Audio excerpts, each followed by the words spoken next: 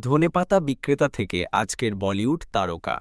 অর্থকষ্টে জীবনের অনেকটা সময় কাটিয়েছেন। টিকিট ছাড়াই ট্রেনে চেপে বসা ছিল নিয়মিত ঘটনা। পরে সিনেমায় অভিনয়ের স্বপ্ন নিয়ে মুম্বাই এসেও শুরুতে সুযোগ হয়নি। কখনো কখনো সুযোগ মিলত এক্সট্রা চরিত্রে, পারিশ্রমিক হিসেবে যা মিলত বেশিরভাগই দিয়ে দিতে হতো কাস্টিং সমন্বয়কারীদের। অথচ তার এখন মুম্বাইয়ের বুকে রাজপ্রাসাদ-সম বাড়ি। হচ্ছিল হিন্দি সিনেমার এই সময়ের অন্যতম শীর্ষ অভিনেতা নওয়াজুদ্দিন সিদ্দিকীর কথা। ১৯ মে অভিনেতার জন্মদিন।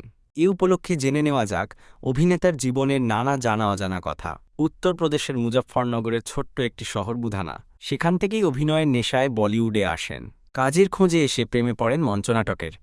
সেই প্রেম তাকে টেনে নিয়ে যায় ভারতের নামকরা নাটকের প্রতিষ্ঠান ন্যাশনাল স্কুল অব ড্রামায়, এনএসডি।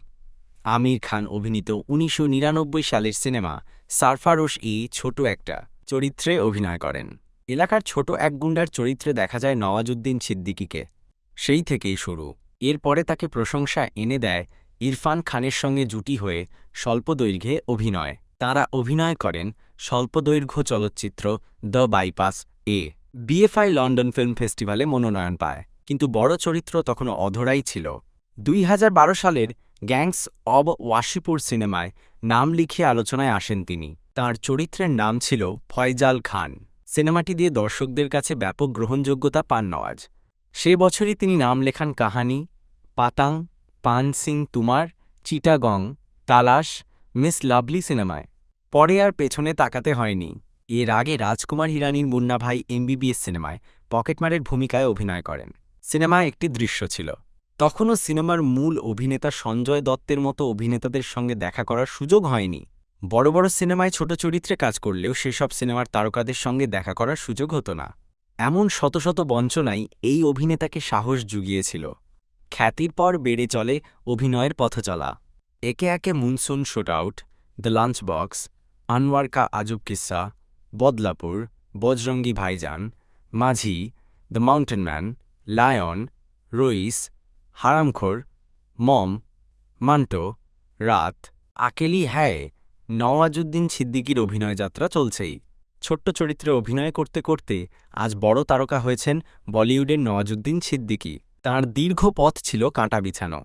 এমন দিনও গেছে যখন তাকে ধনেপাতা বিক্রি করতে হয়েছে। চাইলেও সেই দিন আর ফিরবে না। একবার ২০০ রুপির ধনেপাতা কিনেছিলেন নওয়াজুদ্দিন। সেগুলো খুচরা বিক্রি করেন কিছু লাভ করার জন্য। পাতাগুলো ক্রমেই বাদামি রং ধারণ করতে শুরু করলে তিনি দৌড়ে পাতাওয়ালাকে গিয়ে বলেছিলেন, তোমার পাতা তো মরে যাচ্ছে।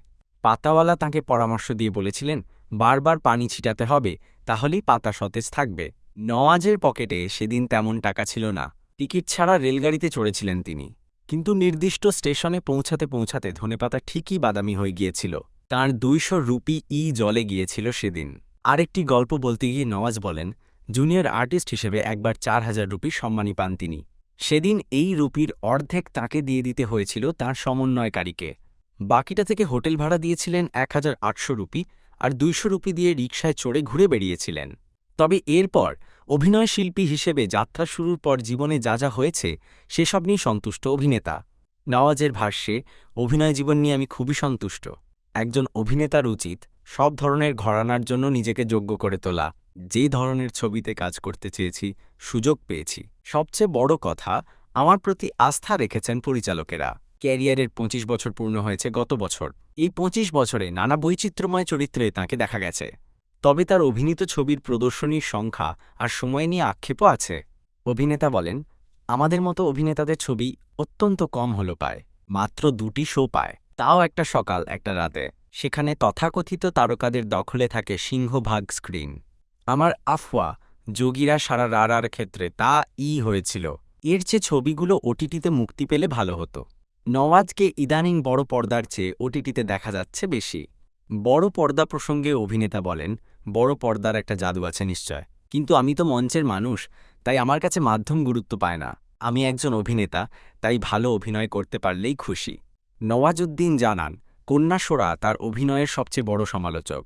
তিনি হাসতে হাসতে বলেন, সোরা আমার ছবি খুব কম দেখে। কোনো ছবি যদিও বা দেখে, হাজারটা ভুল খুঁজে বের করে। নির্দয়ভাবে আমার সমালোচনা করে। আমি সোরার বয়সী, মানে ১৪-২০ বয়সীদের সমালোচনা খোলা মনে গ্রহণ করি। কারণ ওদের ওপর কারও প্রভাব থাকে না। তাদের সমালোচনা খুব খাঁটি হয়, আমাদের ওপর অন্যের প্রভাব থাকে। নওয়াজ একবার সাক্ষাৎকারে বলেছিলেন, সোরা তার বাবার পথ অনুসরণ করতে চায়। এ প্রসঙ্গে অভিনেতা জানান, সোরা অভিনয়ে আসতে চায়। নওয়াজ বলেন, আমি কখনো ওকে অভিনয়ে আসার কথা বলিনি, ওর ওপর অযথা চাপ সৃষ্টি হবে। তবে ও কখনো আমার কাছে কোনো পরামর্শ চাইলে আমি নিশ্চয় দেব। অভিনেতাকে সবশেষ দেখা গেছে চলতি মাসেই জি5-এ মুক্তি পাওয়া ওয়েব সিনেমা কোস্টাও-এ। গোয়ার এক কাস্টমস অফিসার কোস্টাও ফার্নান্দেজের জীবন অবলম্বনে নির্মিত সিনেমা এটি। আমাদের রঙ্গবাণী চ্যানেলে আপনি নতুন হয়ে থাকলে এখনই সাবস্ক্রাইব ও ফলো দিয়ে রাখুন, আর দেখতে থাকুন নিত্য নতুন সব কন্টেন্ট। ধন্যবাদ।